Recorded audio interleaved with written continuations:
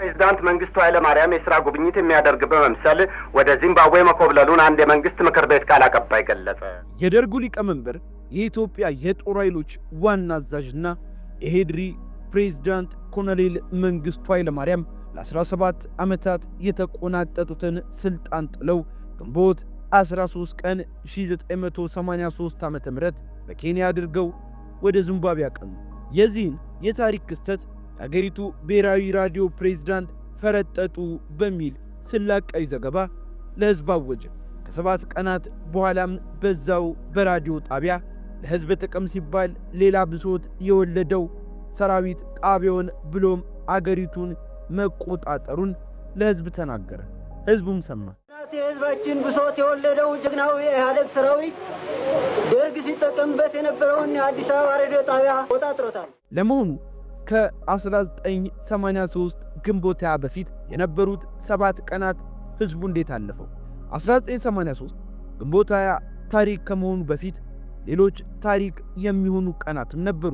በተለይ ደግሞ የቀድሞ የኢትዮጵያ የጦር ኃይሎች ዋና አዛዥ የኢሰፓ ዋና ጸሐፊ የነበሩት መንግስቱ ኃይለማርያም ሀገር ጥለው ኮበለሉ የተባለበት ቀን ደግሞ የዚህ ለውጥ መነሻ ነው። እናም ይህንን ቀንና እስከ ግንቦት 20 ድረስ በነበሩ በእነዚህ ቀናቶች ውስጥ ምን እውነቶች ነበሩ የሚለውን ጉዳይ እናስቃኛችኋለን። በሰዋሰው ዕለቱን በታሪክ ውስጥ እያንዳንዳቸውን ቀናት ታሪኮቻቸውን የምናደርስበትም ሲሆን በቻናላችን ዕለቱን በታሪክ ከተሰኘው ፕሌሊስት ላይ የተለያዩ የኢትዮጵያና የዓለም ታሪክን ማግኘት እንደሚችሉም እናሳውቃለን። ለቻናላችን አዲስ ከሆናችሁ ሰብስክራይብ በማድረግ ቤተሰባችንም ይሁኑ። በሀገራችን ታሪክ ከግንቦት 13 ቀን 1983 እስከ ግንቦት 20 ቀን 1983 ለ7 ቀናት የነገሰ መንግስት ስለመኖሩ ስንቶቻችን እናውቅ ይሆን? ይህንን የአጭር ቀናት መንግስት አንዳንዶች የ7 ቀኑ መንግስት ሲሉት፣ ሌሎች ደግሞ የተስፋዮች መንግስት ሲሉትም ይጠሩታል። ተስፋዬ ገብረ ኪዳን ተጠባባቂ ፕሬዝዳንት፣ ተስፋዬ ዲንቃ ጠቅላይ ሚኒስተር፣ ተስፋዬ ታደሰ የውጭ ጉዳይ ሚኒስተርና ተስፋዬ ወልደ ስላሴ የደህንነት ሚኒስተር በመሆን 4 ተስፋዬዎች አገሪቱን ሲመሩ ስለነበር ነው እንደዛ መባሉ። እናም ከዛሬ 34 ዓመታት በፊት ግንቦት 13 ቀን ጀምሮ 1983 እኩለ ቀን ላይ ኮሎኔል መንግስቱ ኃይለማርያም አገር ጥለው መኮብለላቸውን ዜናው አገር ምድሩን አጥለቀለቀው። የሰለሞናዊው ስረ መንግስት በኃይል ገርስሶ መንበረ ስልጣኑን የተረከበው ደርግና መሪው ለ17 ዓመታት አገሪቱን አንቀጥቅጠው የገዙት ቆፍጣናው መሪ መጨረሻቸው እንዲሆናል ብሎ ማንም አልገመተምም ተባለ። ደም መፋሰስ እንዲቆምና ሰላምም እንዲሰፍን በልዩ ወገኖች የአገሪቱ ፕሬዝዳንት ከስልጣን መውረዳቸው እንደሚበጅም የታመነለት ስለሆነም ነበር። ከቀኑ 7 ሰዓት ገደማ በኢትዮጵያ ሬዲዮ የተነበበው ሰበር ዜና ይህንን የሚያመለክትም ነበር።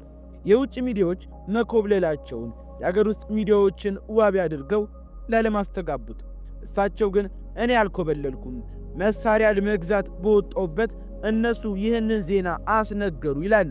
የደርግ ባለስልጣናት የነበሩ ጓዶቻቸው በጻፏቸው መጽሐፍ ደግሞ ኩብለላና ፍርጠጣቸውን በማስረጃ እያጣቀሱ ሲሞግቱም ተመልክተናል። የደርግ ባለስልጣን የኢኮኖሚ አማካሪ የነበሩት ፋሲል ሲደልል ነገሩን ከፍርጣጣው ሽምጠጣው ሲሉም ይገልጹታል። ፕሮፌሰር ባህሩ ዘውዴ ኢህአዲግ አዲስ አበባን ሲቆጣጠር የ44 ዓመት ጎልማሳ የታሪክ ምሁርና ተመራማሪም ነበሩ። ግንቦት 20 ቀን 1983 ዓ.ም ኢህአዲግ አዲስ አበባን ሲቆጣጠር የነበረው ክስተት ህብር ህይወቴ መጽሐፋቸው ላይ እንደገለጹት ኢህአዲግ አዲስ አበባን ሲቆጣጠር ምናልባትም ከቤተ መንግስቱ ዙሪያ በስተቀር አዲስ አበባ ውስጥ በደርግና በኢህአዲግ ተዋጊ መካከል ምንም አይነት ጥይት አልተተኮሰም። ከዚያ ይልቅ የነዋሪው ስነ ልቦና ፍርሃትና ጥርጣሬ ተሞላበት ስለነበር መሳሪያ ያላቸው ሰዎች አጋጣሚውን በመጠቀም ተኩሷል። ማን እንደሚተኩስ የማይታወቅ የተኩሱ ድምፅም አልፎ አልፎ ይሰማ ነበር። ከዚህ ውጪ መንግስት ያህል ነገር በትጥቅ ኃይል ሲገለበጥ ሊኖር የሚችለው ጦርነት አልነበርም ይላሉ። ስለዚህ ምናልባት የኮሎኔል መንግስቱ ኃይለማርያም ሀገር ለቆ መሄድ አዲስ አበባ ውስጥ ሊኖር ይችል የነበረውን እልቂት ቀንሷል ብሎም ለመመጎት ያስችላል።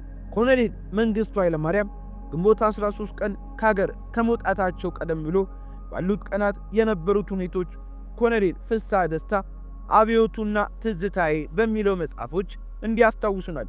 ግንቦት 10 ቀን 1983 ኮሎኔል መንግስቱ ኃይለማርያም በመኖሪያ ቤታቸው ለከፍተኛ ባለስልጣኖቻቸው የራት ግብዣ አደረጉ።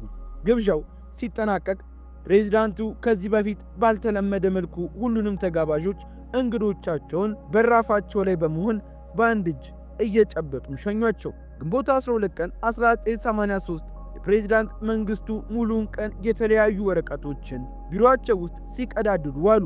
አመሻሽ ላይ ግን ወደ ዘመቻ መምሪያ በማምራት ለከፍተኛ የጦር አዛዦቻቸው ንግግርን አደረጉ። ማክሰኞ ግንቦት 13 ፕሬዝዳንቱ ልዩ ረዳት ሻምበል መንግስቱ ብላቴ ማሰልጠኛ ጣቢያ ደርሱ። ከዚያም ወደ አስመራ ደርሶ መልስ የሚበቃ ነዳጅ የሞላ አንድ ዳሽ 5 አውሮፕላን እንዲዘጋጅ ትዕዛዝ አስተላለፈ።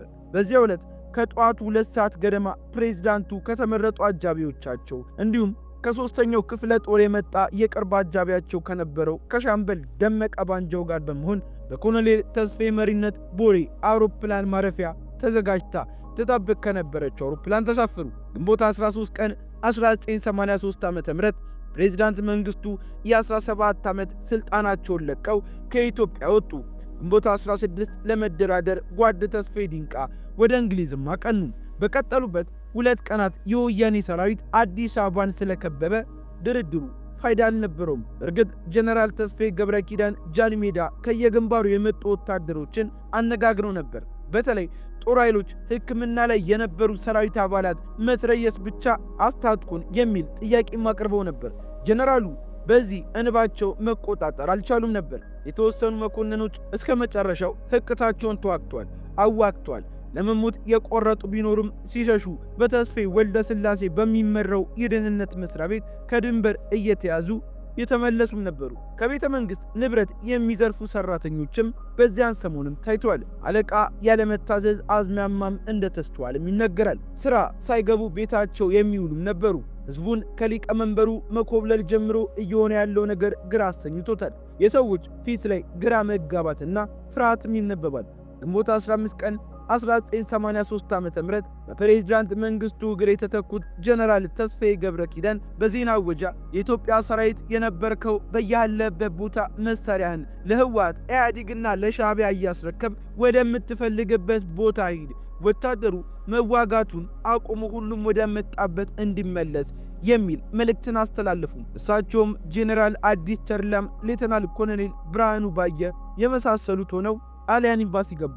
ወያኔም ግንቦት አዲስ አበባን ተቆጣጥሮ ትጥቅ ያልፈቱ የቀድሞ ሰራዊት አባላት በተለምዶ የደርግ ወታደሮች የሚባሉትን ትጥቅ ለመስፈታት እንኳን አልሞከሩም። አዲስ አበባ የተፈሩ አይነት ምንም አይነት እልቂትም አልደረሰም። ቤተ መንግስት አካባቢ የተወሰነ ተኩስ ተሰምቶ እንደነበር በተደጋጋሚ ብዙዎችም ያነሳሉ። ከ7 ቀናት በኋላ ግንቦት 1983 ሁሉም ነገር ያበቃለት። የኢህአዴግ ሰራዊት ደርግ ሲጠቀምበት የነበረውን የኢህአዴግ ራዲዮ ተቆጣጥሮታል የሚለው ዜና ደግሞ በሳምንቱ ማስተጋባት ጀመረ።